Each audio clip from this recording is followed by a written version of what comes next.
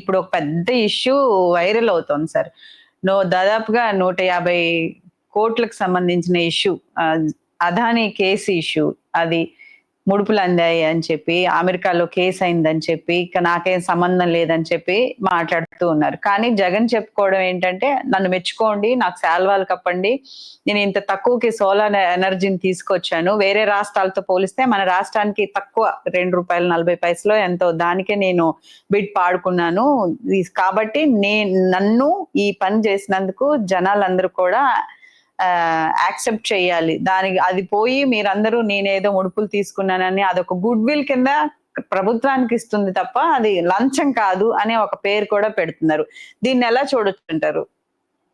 నేను విన్నాను శిరీష గారు, జగన్మోహన్ రెడ్డి గారి పాత్రికేయ సమావేశం. సాధారణంగా దాన్ని పాత్రికేయ సమావేశం అనకూడదు, ఆయన ఏర్పాటు చేసుకున్న సమావేశం. ఎందుకంటే అక్కడ విలేకరులు ఎవరో ఉండరు.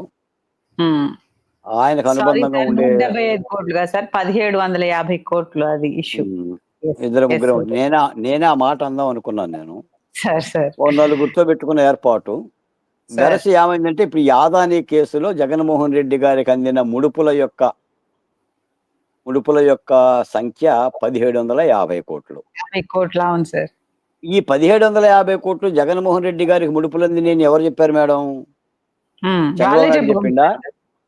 చంద్రబాబు నాయుడు చెప్పలా, పవన్ కళ్యాణ్ చెప్పలా, ఈ దేశ ప్రధాని చెప్పలా, సిబిఐ చెప్పలా, ఈడీ చెప్పలా. ఎక్కడో అమెరికా విచారణ సంస్థ చెప్పింది.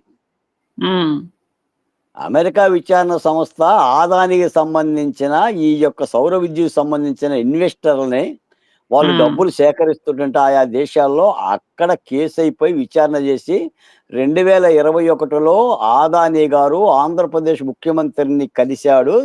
ఆ సందర్భంగా ఈయన 1750 కోట్ల రూపాయలు జగన్మోహన్ రెడ్డి గారికి ఇచ్చారంట. మొత్తం డబ్బులు 2029 కోట్ల రూపాయలు. ఆంధ్రప్రదేశ్తో పాటు మరో 4 రాష్ట్రాలు ఉన్నాయని చెప్పేసి వాళ్ళు చెప్పారు.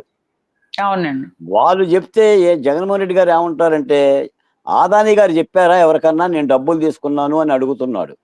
అలా చెప్తారా శిరీష గారు?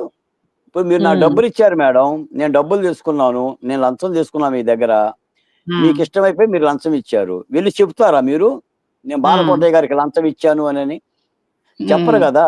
ఈయన అమాయకంగా అడుగుతున్నాడు. అడిగి పైపెచ్చి ఏమంటాడంటే, నేను ₹2.49 సౌర విద్యుత్ సరఫరా చేస్తున్నాను, తద్వారా 20 సంవత్సరాలలో 1,10,000 కోట్ల రూపాయలు ఆంధ్రప్రదేశ్కి ఆదా చేశాను.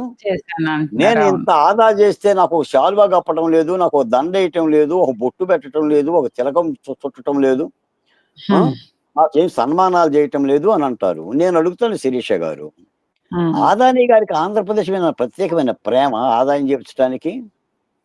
వ్యాపారస్తులు దేనికి వస్తారు శిరీష గారు? ఏ వ్యాపారస్తుడైనా లాభం కోసం వస్తాడా, లేదా ఉచిత సేవ కోసం వస్తాడా? లాభం కోసమే కదా సార్. మరి లాభం కోసం వచ్చే సౌర విద్యుత్ వ్యాపారం పెడుతుంటే 1,10,000 కోట్ల రూపాయలు ఎట్ట మిగిలిద్ది ఆంధ్రప్రదేశ్కి? ఎలా మిగిలిద్ది లెక్క?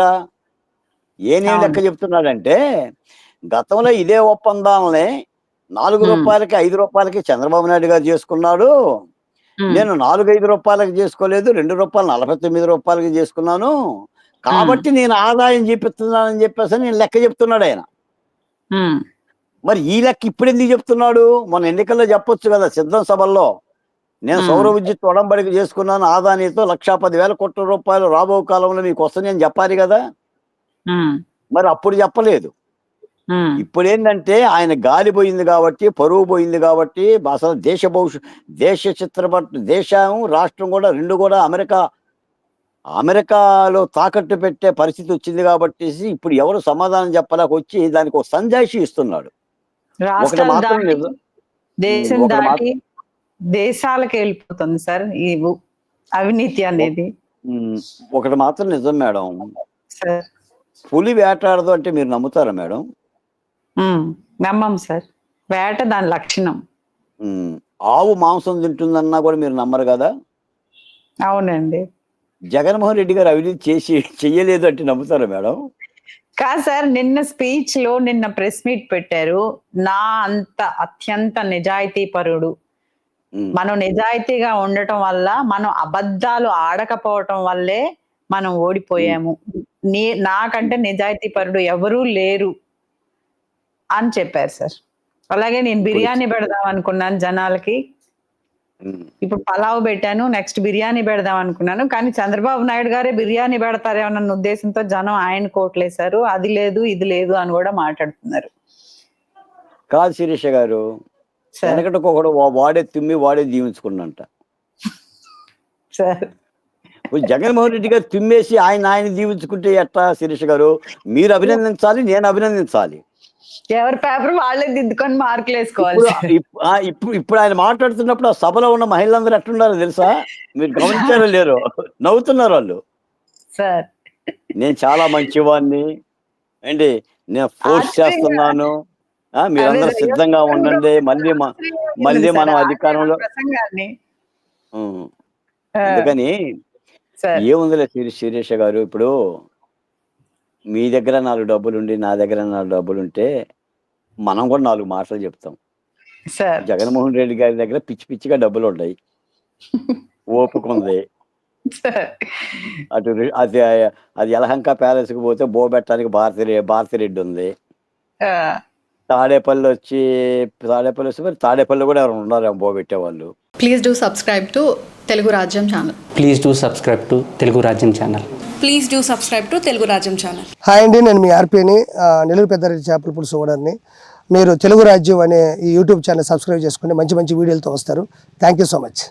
Hi people, I'm Sonakshi Verma and you please watch Telugu Rajyam and please subscribe to the channel.